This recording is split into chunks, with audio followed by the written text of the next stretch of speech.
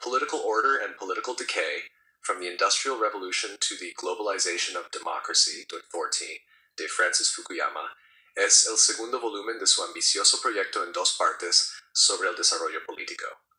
Luego de The Origins of Political Order, 2011, que analiza la evolución de las instituciones políticas desde la prehistoria hasta la Revolución Francesa, este segundo libro aborda el periodo moderno, examinando el desarrollo y la decadencia de los sistemas políticos desde el siglo XIX hasta nuestros días.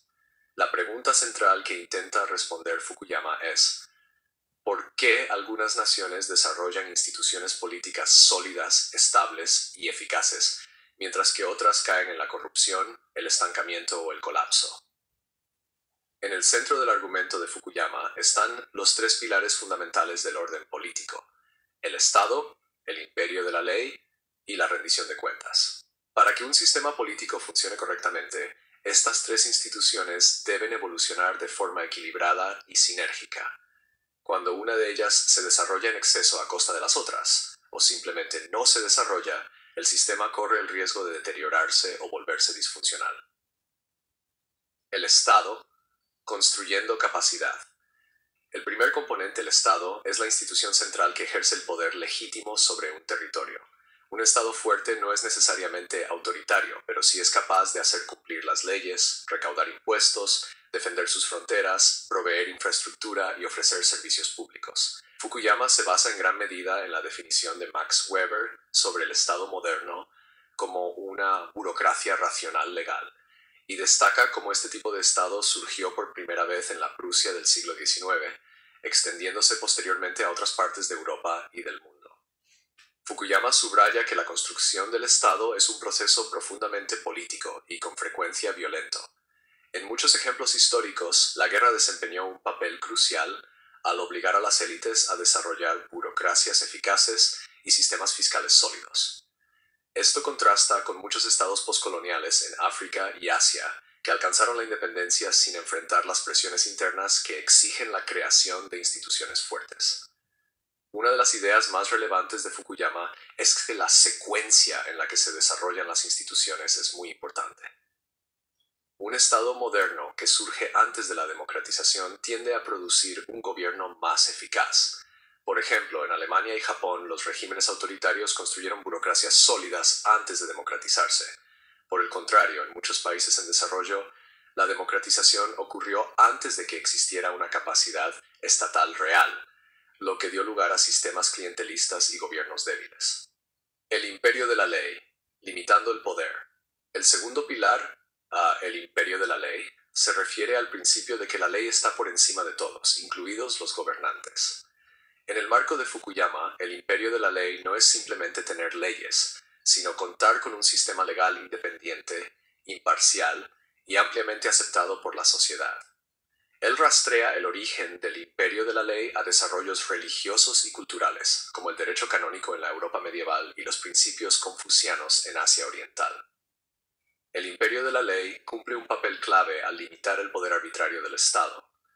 Sin embargo, Fukuyama muestra que este pilar no siempre se desarrolla al mismo ritmo que la construcción del Estado.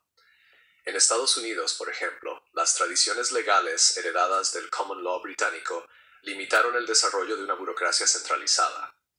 Esta herencia contribuyó a lo que Fukuyama llama petocracia, un sistema político en el que demasiados actores pueden bloquear decisiones políticas, generando parálisis institucional. Otro aporte importante de Fukuyama es destacar cómo las normas informales y los intereses arraigados pueden obstaculizar el funcionamiento de los sistemas legales. La corrupción prospera cuando las instituciones legales son cooptadas por las élites, lo que socava tanto la legitimidad como la eficacia del sistema. Para que una democracia sobreviva y prospere, el imperio de la ley debe ser lo suficientemente sólido como para responsabilizar a los políticos y proteger los derechos ciudadanos. La rendición de cuentas, controles democráticos.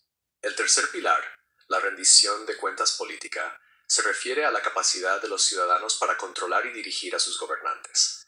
Esta rendición puede adoptar formas más democráticas, como elecciones libres y periódicas, o manifestarse a través de mecanismos más informales o autoritarios, como el consenso entre élites o la autoridad tradicional. Fukuyama no es un democratista, argumenta que la democracia por sí sola no garantiza un buen gobierno. Sin instituciones estatales eficaces y sin imperio de la ley, la rendición de cuentas puede degenerar en populismo y clientelismo. Dedica especial atención al fenómeno del patrimonialismo, un sistema donde los recursos del Estado se tratan como bienes privados que las élites distribuyen entre sus clientes. Este tipo de corrupción es particularmente resistente al cambio, porque está profundamente arraigado en las redes sociales y políticas. En muchos países en desarrollo, señala Fukuyama, las instituciones democráticas han sido capturadas por relaciones clientelares, lo que debilita la capacidad estatal y deteriora la legitimidad del sistema. Un caso ilustrativo es el de Estados Unidos, donde Fukuyama argumenta que el sistema político ha entrado en una fase de decadencia. A pesar de contar con instituciones duraderas, el país ha perdido capacidad de reforma debido a intereses arraigados, dependencia excesiva del sistema judicial y fragmentación institucional. Las agencias burocráticas están limitadas por la revisión judicial y el control legislativo, y el sistema de contrapeso se ha transformado en una vetocracia, donde múltiples actores pueden impedir decisiones necesarias, provocando un estancamiento político. La decadencia política. La decadencia política, según Fukuyama, ocurre cuando las instituciones no logran adaptarse a nuevas circunstancias. Esta decadencia puede manifestarse como burocracias ineficaces, corrupción, exceso de legalismo o polarización política. No siempre es un proceso abrupto. Muchas veces es gradual, cuando instituciones que antes funcionaban bien se vuelven obsoletas o se convierten en instrumentos de intereses particulares. Fukuyama utiliza la metáfora de la repatrimonialización para describir cómo las instituciones modernas pueden retroceder hacia formas de gobierno basadas en conexiones personales más que en normas legales o méritos. Un ejemplo histórico es el Imperio Otomano, donde las innovaciones burocráticas iniciales fueron reemplazadas por el nepotismo y la parálisis institucional. En tiempos contemporáneos, Estados Unidos muestra síntomas similares a pesar de sus credenciales democráticas. Las reformas del servicio civil impulsadas en la era progresista se han debilitado, y la manipulación partidista del sistema electoral junto con el financiamiento privado de campañas han distorsionado la representación democrática. Conclusión.